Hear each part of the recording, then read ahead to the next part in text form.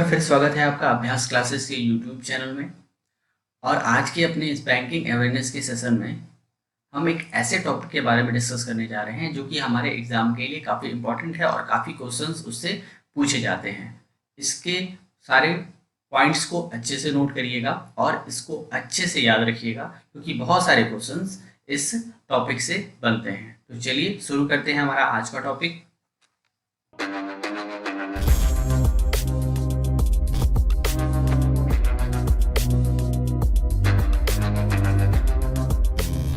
आज का जो हमारा टॉपिक है वो है types of bank account. Type of bank account क्या होते हैं, कितने टाइप के होते हैं अकाउंट्स बैंक में, ये सब हम इस वीडियो में देखेंगे। तो चलिए शुरू करते हैं हमारी आज की क्लास।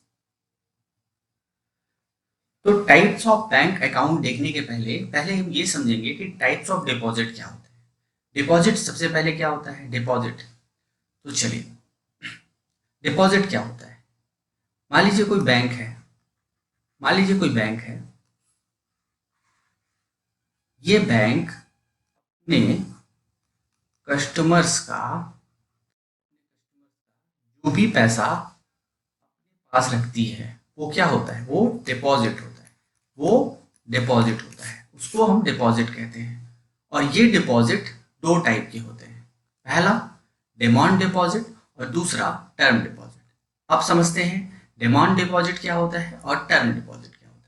डिमांड डिपॉजिट वो डिपॉजिट होते हैं जो ऑन डिमांड बैंक कस्टमर को पे कर देती है। जैसे अगर कोई कस्टमर सेविंग अकाउंट खोलता है या फिर करेंट अकाउंट खोलता है, ठीक है, ये दोनों टाइप के अकाउंट डिमांड डिपॉजिट कहे जाते हैं। कोई भी कस्टमर अगर कोई सेविंग अकाउंट खोलता है और उसमें मान लीजिए उसके पास 10,000 रुपये उसने रखे हैं जमा, तो ये 10,000 रुपये जब कस्टमर चाहेगा बैंक से डिमांड करेगा और बैंक को उसको पे करना पड़ेगा, ठीक है। दूसरा होता है टर्म डिपॉजिट। टर्म डिपॉजिट क्या होता है, टर्म डिपॉजिट मतलब फिक्स्ड डिपॉजिट या रेकरिंग डिपॉजिट। ये फिक्स्ड डिपॉजिट और रेकरिंग डिपॉजिट क्या होता है, कोई भी कस्टमर जब बैंक में एक फिक्स अमाउंट जमा करता है और एक फिक्स टाइम के लिए, क्या फिक्स अमाउंट जमा किया और फिक्स टाइम के लिए जमा किया, तो ये टर्म डिपॉजिट होता है। मतलब कि एक फिक्स टाइम के बाद ये कस्टमर बैंक से डिमांड करेगा या बैंक उसको पे करेगी। चलिए अब देखते हैं bank account. Type of bank account, तो बेसिकली जो भी बैंक होते हैं वो 4 तरह के अकाउंट अपने यहाँ खोलते हैं। कौन कौन से, saving account, current account, fixed deposit और रेकरिंग डिपॉजिट, ठीक है। तो जैसा कि मैंने आपको बताया ये जो दोनों अकाउंट होते हैं ये डिमांड डिपॉजिट होते हैं और ये जो दोनों अकाउंट होते हैं वो टर्म डिपॉजिट होते हैं। आइए इनके बारे में डिटेल में समझते हैं। तो पहले टाइप का जो हमारा अकाउंट है वो है सेविंग अकाउंट। आइए सेविंग अकाउंट के बारे में देखते हैं। सेविंग अकाउंट कौन खोलता है और इसका क्या उपयोग है, इसका क्या यूज है, ठीक है, वो हम देखते हैं। देखिए स्लाइड में जो भी लैंग्वेज लिखी है वो इंग्लिश लिखी है, लेकिन मैं आपको एक एक लाइन का हिंदी भी बोल दूंगा ताकि जो हिंदी मीडियम के स्टूडेंट हैं उन्हें कोई प्रॉब्लम ना हो, ठीक है। चलिए समझते हैं इसको। देखिए मान लीजिए एक बैंक है एबीसी लिमिटेड एक बैंक है और एक व्यक्ति ए है जो किसी कंपनी में काम करता है, ठीक है। मान लीजिए वो इस कंपनी में काम करता है, ठीक है। ये कुछ इस कंपनी में काम करता है तो ये कुछ सैलरी पाता है अराउंड 40,000। जस्ट इमेजिन कि ये 40,000 सैलरी पाता है। तो ये जो सैलरी पाता है ये लेके अपने घर आता है और उसको अपने घर पे रख देता है, उस एक लॉकर में वो रख देता है। तो क्या ये जो इसने पैसा रखा है, क्या ये पैसा यहाँ रखने के बाद क्या वो बढ़ेगा, उसका कोई यूज होगा? उसका यूज तभी होगा जब वो उससे जरूरत पड़े, जब ए को जरूरत पड़ेगी तभी इसका यूज होगा, वरना ये पैसा अगर 40,000 का 40,000 इसी तरह रखा रह जाएगा। तो अब ए क्या करता है, ए एक अकाउंट खोलना चाहता है एबीसी बैंक में और चाहता है कि ये 40,000 रुपये मैं यहाँ पे जमा करूँ और इसमें मुझे कुछ इंटरेस्ट भी मिले ताकि जो ये मेरा 40,000 रुपये है उसका कुछ और सम बढ़ जाए, मतलब उसको वो पैसा कुछ और बढ़ जाए, इंटरेस्ट के रूप में कुछ और उसमें पैसा मिल जाए मुझे। तो ये ए जो है एबीसी बैंक लिमिटेड के पास जाएगा और बोलेगा कि सर मुझे एक सेविंग अकाउंट खोल के दीजिए और उसमें मैं अपने पैसे जमा करूंगा। ठीक है, तो सेविंग अकाउंट कौन खोल सकता है? Open by individual who want to save his earning. कोई भी इंडिविजुअल जो अपने पैसों को बचाना चाहता है वो एक सेविंग अकाउंट बैंक में खोलता है। और डिपॉजिटर कैन डिपॉजिट और withdraw any amount any time. ये कोई भी अमाउंट जमा कर सकता है और कोई भी अमाउंट निकाल सकता है किसी भी समय। जस्ट इमेजिन कि ए ने ये जो 40,000 रुपये रखे थे, इसमें कुछ दिन बाद इसे 5,000 रुपये की जरूरत पड़ती है।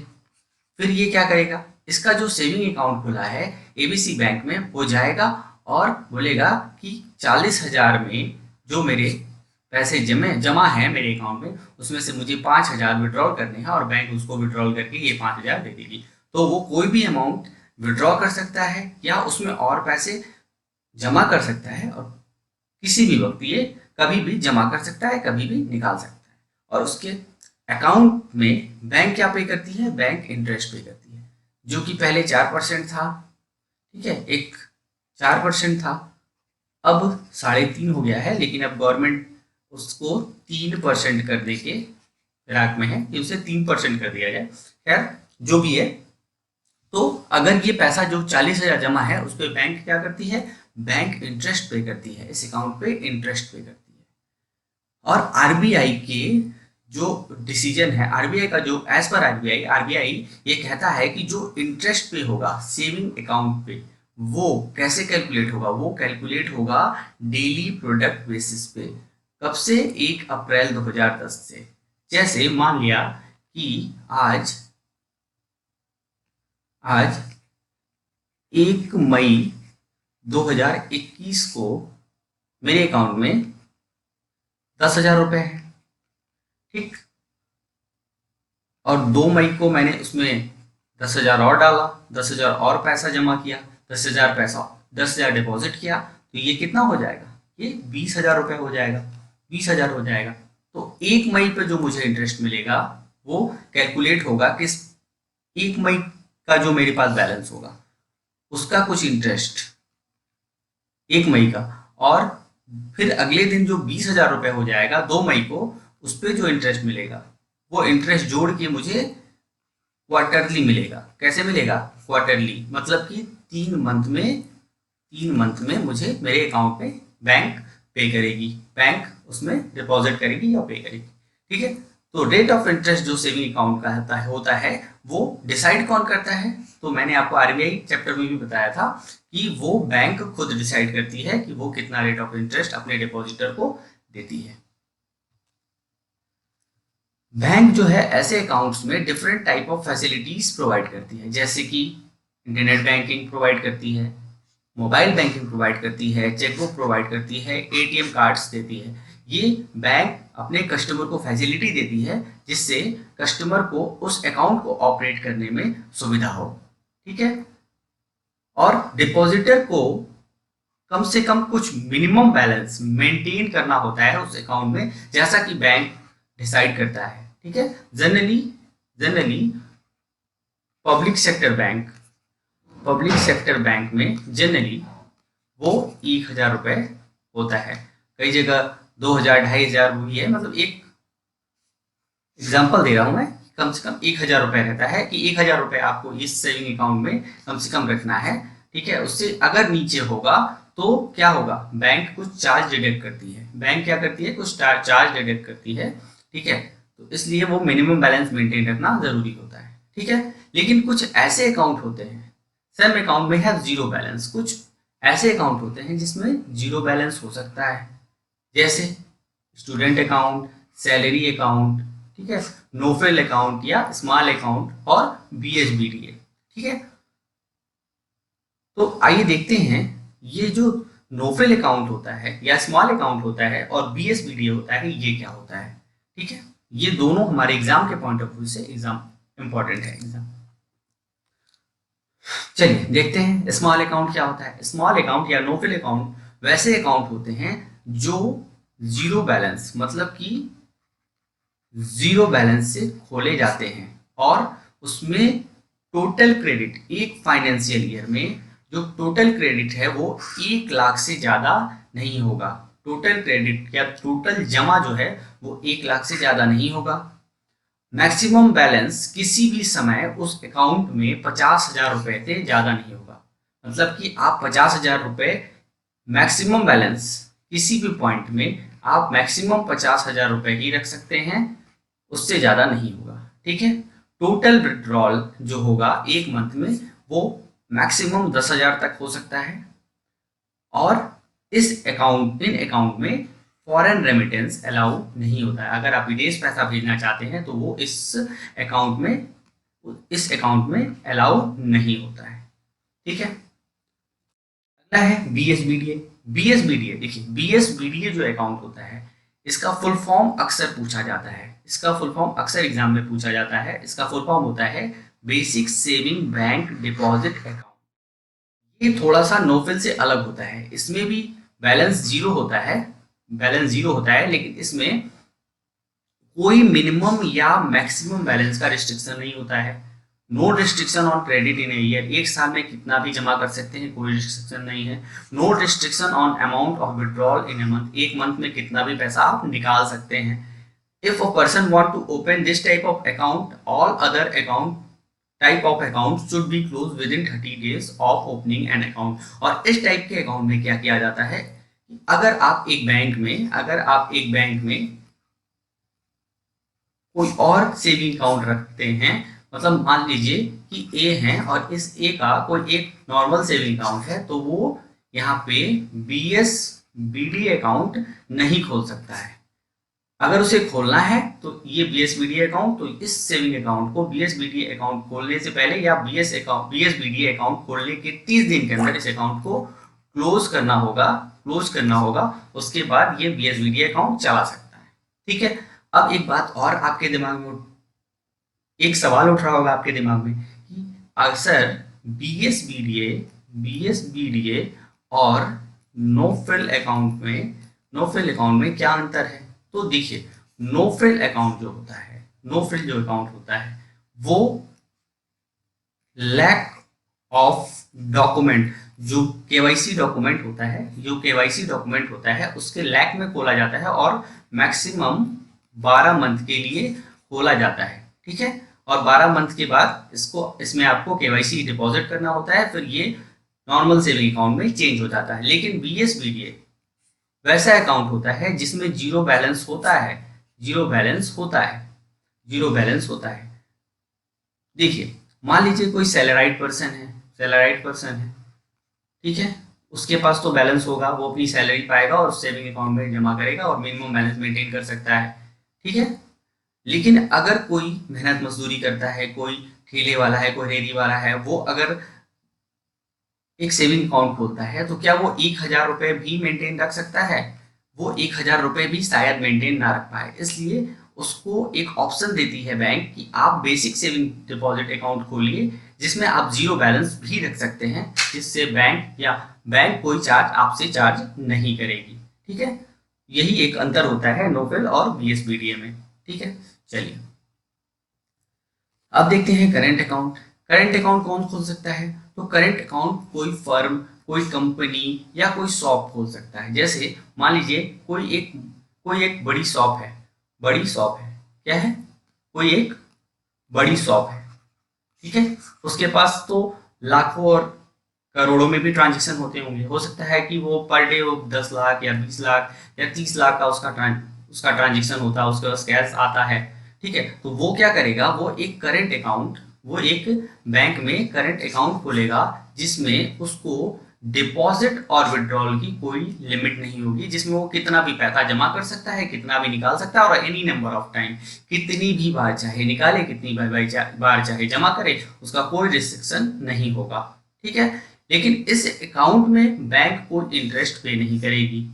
ठीक है, ये सुविधा तो आपको बैंक देती है कि आप कितना भी जमा करिए, कितना भी निकालिए, कितनी बार भी जमा करिए, कितनी बार भी निकालिए, लेकिन उस पे बैंक कोई इंटरेस्ट नहीं देगी। ठीक है, बशर्ते बैंक उसमें चार्ज काटती है, कुछ चार्जेस होते हैं जो आपको देने पड़ते हैं बैंक को। ठीक है, और बैंक इसमें भी कुछ आपको फैसिलिटी प्रोवाइड करती है इस अकाउंट में भी, जैसे internet banking, mobile banking, chequebook, ATM, ये सब बैंक इस टाइप के भी अकाउंट में प्रोवाइड करती है। ठीक है, नेक्स्ट है हमारा term deposit. Term deposit account क्या होता है? तो जो डिपॉजिट होता है, जो deposit account, deposit in these account, जो इन अकाउंट्स में डिपॉजिट होता है वो क्या होता है? वन टाइम के लिए होता है और for a fix period of time होता है। जैसे मान लीजिए कोई बैंक में या एबीसी बैंक लिमिटेड में कोई एक बंदा है ए, वो एक एफडी खोलता है और एक फिक्स अमाउंट या 50,000 रुपए की एक एफडी, एक फिक्स अमाउंट, एक फिक्स डिपॉजिट अकाउंट में जमा करता है। ठीक है, और बोलता है कि मुझे ये पैसा 5 साल के बाद चाहिए, 5 साल के बाद चाहिए। मतलब कि एक फिक्स अमाउंट एक टाइम जमा किया गया और एक फिक्स टाइम के बाद उसकी डिमांड की जाएगी और बैंक उस अमाउंट को 5 साल पूरा होने पे देगी। ठीक है, 5 साल पूरा होने के बाद कस्टमर को पेड करेगी। ठीक है, तो डिपॉजिटर कैन नॉट, लेकिन अब इसमें क्या होता है? Depositor can not withdraw the amount before maturity. वो मैच्योरिटी पीरियड के बाद पहले उस अमाउंट को नहीं निकाल सकता। अगर निकालता है तो क्या होगा? Bank can allow pre mature withdrawal. Bank allow तो करेगी लेकिन कुछ चार्ज डिडक्ट करने के बाद उसको अलाउ करेगी। ठीक है, अब मैच्योरिटी क्या होती है? जैसे मान लीजिए 1 जनवरी 2020 को किसी ने कोई अकाउंट खोला और उसको उस अकाउंट में बोला, बैंक को इंस्ट्रक्शन दिया कि उस अकाउंट का जो डिपॉजिट है, कुछ सम मान लीजिए 50,000 रुपए ही जमा किया, बोला कि मुझे 1 साल बाद इस पैसे को आप पे करिएगा, इसको आप फिक्स डिपॉजिट के रूप में अपने पास रखिए। तो वो बैंक क्या करेगी? 31 दिसंबर 2020, ठीक है, 1 साल का पूरा पीरियड, ये इस डेट को कस्टमर को ये पैसा देने के लिए लायबल होगी, ये पैसा देगी बैंक। ठीक है, ये पैसा डिपॉजिट कस्टमर को पे करेगी और इस ड्यूरेशन में बैंक 1 साल के लिए, 1 ईयर्स के लिए उसको इंटरेस्ट भी पेड करेगी। तो ये जो डेट होता है वही होती है आपकी मैच्योरिटी डेट। ठीक है, तो इसके पहले अगर कोई पैसा निकालता है तो बैंक कुछ चार्ज लेके आपको पैसा जमा दे तो देगी, आपको पे तो कर देगी, लेकिन कुछ चार्ज डिडक्ट करेगी। ठीक है, और मिनिमम ये 7 दिन और मैक्सिमम 10 साल के लिए खोले जाते हैं। ठीक है, इसका जो रेट ऑफ इंटरेस्ट होता है वो हायर देन सेविंग अकाउंट से कुछ हाई होता है। जैसे अगर सेविंग अकाउंट में 3.5%, 3.5% मिल रहा है, तो इसमें हो सकता है आपको 6% के आसपास आपको दिया जाए। ठीक है, लेकिन सीनियर सिटीजन जो है वो थोड़ा सा हाई रेट ऑफ इंटरेस्ट पाते हैं। जैसे मान लीजिए कि नॉर्मल जो व्यक्ति है, जो 60 साल से कम का व्यक्ति है, वो अगर 6% पा रहा है तो सीनियर सिटीजन को शायद बैंक 6.50 दे दे, मतलब 0.50 उसको बढ़ा के दे सकती है। ठीक है, और जो रेट ऑफ इंटरेस्ट होता है सीनियर सिटीजन के अलावा जो भी अकाउंट होते हैं वो सेम होते हैं। ठीक है, सीनियर सिटीजन के अलावा जो भी व्यक्ति अकाउंट खोलता है वो सेम होता है, उसमें रेट ऑफ इंटरेस्ट सेम है। ये नहीं कि आप किसी को 3.5% दें, किसी को 6% दें, किसी को 10% दें, ऐसा नहीं, वो लगभग सेम होता है, उतना ही दे सकते हैं सिवाय सीनियर सिटीजन को।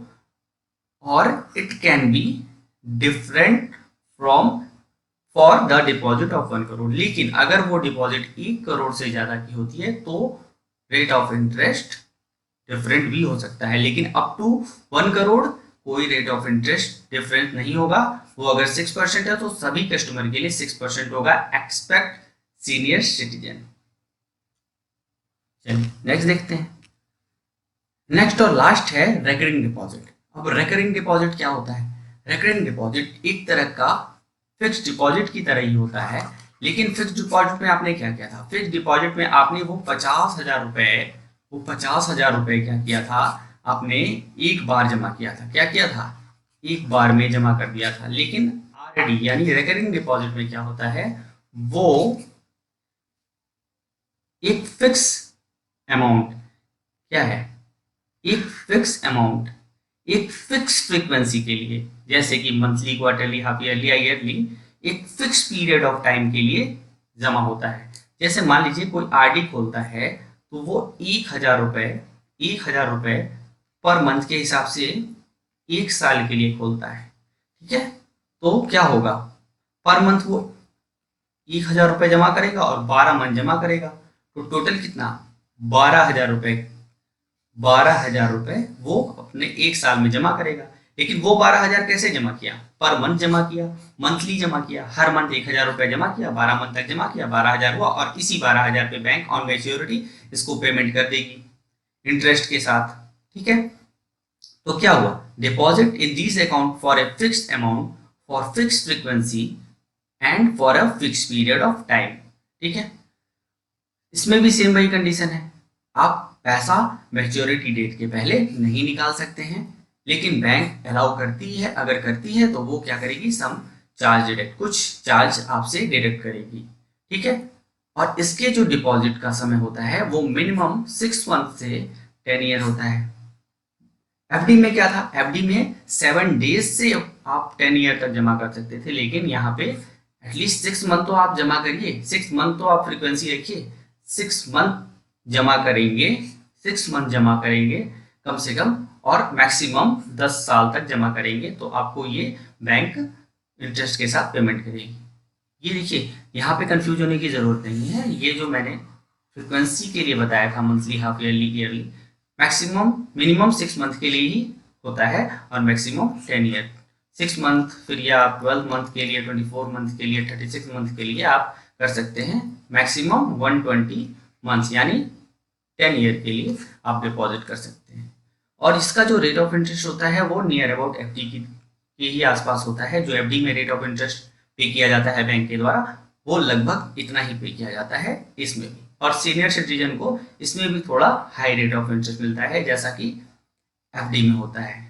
ठीक है, तो ये था टोटल हमारा टाइप ऑफ अकाउंट। बहुत जल्द मिलेंगे एक नए और एक इंफॉर्मेटिव टॉपिक के साथ। तब तक के लिए गुड बाय, और आपसे एक हम्बल रिक्वेस्ट है, इस चैनल को सब्सक्राइब कर दें, और अगर ये वीडियो पसंद आता है तो इसे लाइक जरूर करें, शेयर जरूर करें, ताकि ज़्यादा से ज़्यादा लोग ये वीडियो देख के इसका फ़ायदा उठा पाएँ और हमें उससे कुछ एनर्जी मिले, जिससे हम और वीडियो बनाने के लिए एनर्जेटिक हो जाएं। Thank you so much.